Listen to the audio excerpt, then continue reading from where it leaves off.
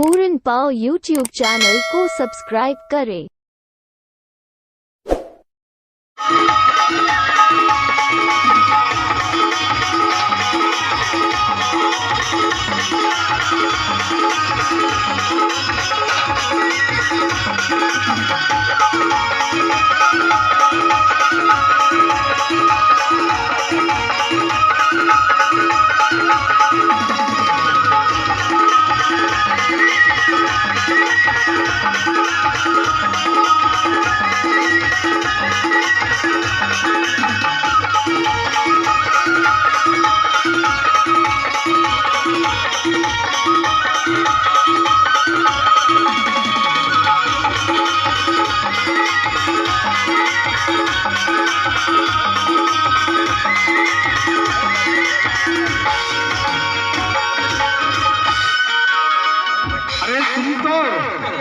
अरे मैं जब अनुकूल चले हो तो पहुंच गया जयपुर में एक चंपा देखो थोड़ा बताई अरे छोट कर उस कुरिया रहा वहाँ ऐसे सुंदर बाजा बजे कि मला सुनो सुनो लागे अरे नाना सी कुरिया के नाना सी दूरा छोट कर दूरा रहा वहाँ बड़ी सुंदर लगे यार बोला कहाँ लगे जान अरे नाना सी कुरिया के नाना सी दूरा भीतरी को तामा बाजे चुले वो नाना भाई चुले वो बड़े भीतरी को तामा बाजे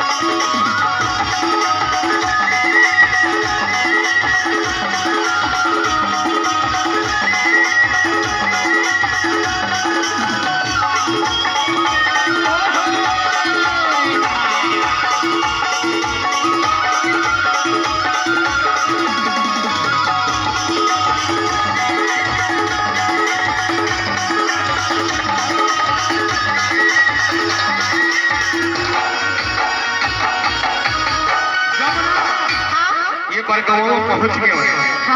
तो बरगांव में का देखो बड़ी चंपू की बात चंपू की बात ये तो टूरी में देखो अरे नाना टूरी के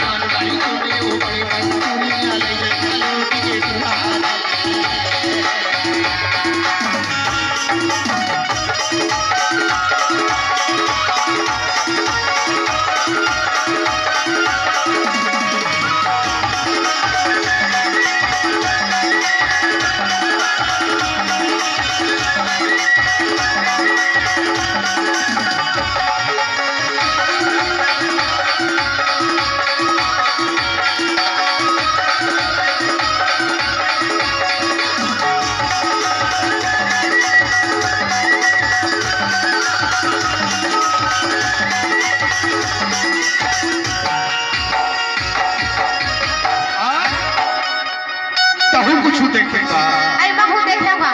कहाँ अच्छा देखे भाई बता दादा बताओ। हाँ हाँ बताएंगे। पटवर में बैठ के मंगनिया मार छोड़ डगरिया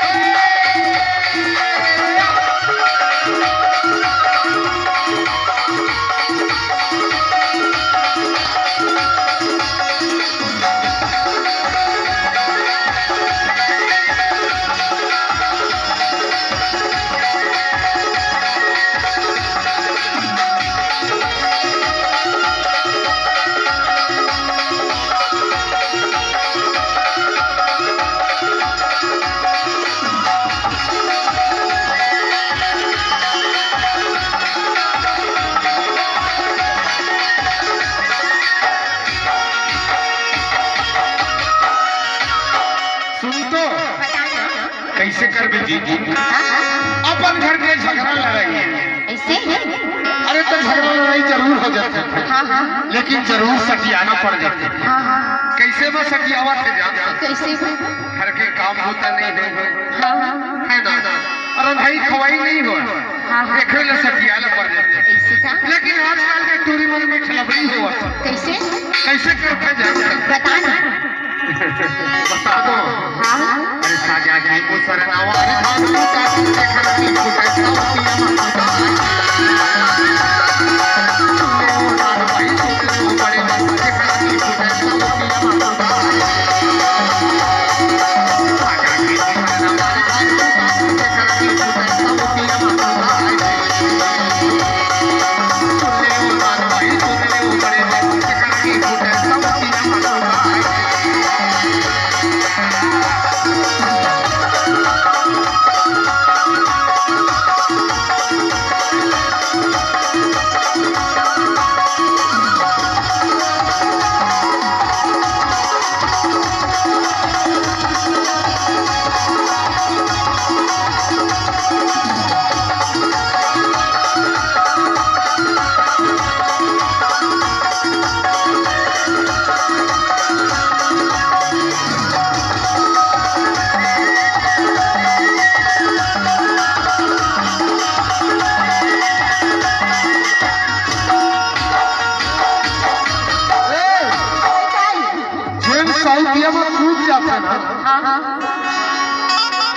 अपन घर के लिए छोड़ के